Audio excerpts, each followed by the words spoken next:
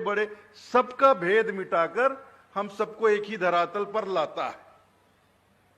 और वैसे भी देखिए कबीरपंथ जो है ये किसी जाति विशेष वर्ग विशेष का पंथ नहीं, किसी संप्रदाय विशेष का पंथ नहीं। कबीर पंथ में सभी जाति, सभी वर्ग के लोग, सभी संप्रदाय के लोग आपको मिलेंगे। कबीर पंथ में जितने हिंदू हैं, मुसलमान उतने नहीं हैं, लेकिन थोड़े बहुत तो जरूर हैं। आपके उत्तर प्रदेश में, आपके हैदराबाद की तरफ आप चले जाइए, वेस्ट बंगाल में चले जाइए, तो मुसलमान भी आपको कबीरपंथी मिलेंगे। और हिंदुओं में ब्राह्मण भी मिलेंगे, क्षत्रिय भी मिलेंगे, वैश्य भी मिलेंगे, और हर तरह के जाति के लोग आपको मिलेंगे, हर वर्ग के लोग मिलेंगे। और देखिए, जब कबीर पंथ का कहीं भी कोई समारोह होता है तो वहां आपको भेदभाव दिखलाई नहीं पड़ता। कभी नहीं मिलेगा कि किसी वर्ग विशेष के लिए बैठने के लिए अलग से व्यवस्था की गई हो और औरों के लिए अलग व्यवस्था की गई हो, कभी देखने को नहीं मिलेगा। कबीर पंथ के पंडाल में जो भी आता है साथ साथ ही बैठता है।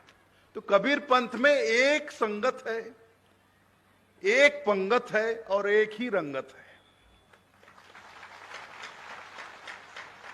इस पंडाल में देखो, ब्राह्मण बैठा है, ब्राह्मण भी बैठे होंगे, उसके बिल्कुल बाजू में हो सकता है कोई अन्य जाति का।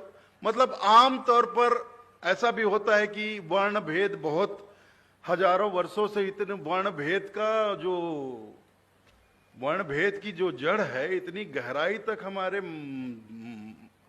दिल दिमाग में उतरी हुई है कि ये भेदभाव हम छोड़ नहीं पाते हैं।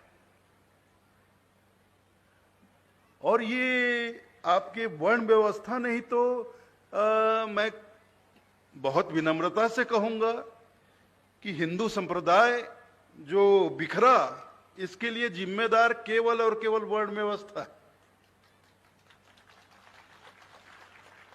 हालांकि वर्ण व्यवस्था समाज, हिंदू संप्रदाय की व्यवस्था के लिए, संप्रदाय की व्यवस्था सुचारू रूप से अच्छे ढंग से चलता रहे, इसके लिए तैयार किया गया कि ब्राह्मण जो वर्ग के लोग हैं वो पठन पाठन करें, अध्ययन करें, पढ़े लिखे विद्वान बने और समाज को भी शिक्षित करें। क्षत्रियों को ये जिम्मेदारी दी गई कि आप राज्य की, समाज की आप सुरक्षा करें। वैश्यों को जिम्मेदारी दी गई कि आप व्यापार करें। जहां जहां भी समाज है, लोग निवास करते हैं, वहां तक आप रोजमर्रा की आवश्यक वस्तुएं उन तक उपलब्ध कराएं। ये व्यापार है, वाणिज्य है, ये वैश्यों को दी गई। और एक शूद्र भी कहा गया। तो जो मतलब इस तरह के कार्य दिए गए कि जैसे कपड़ा धोना, किसी के लिए जूते चप्पल बनाना, या और भी बहुत तरह के काम ऐसे, तो इसमें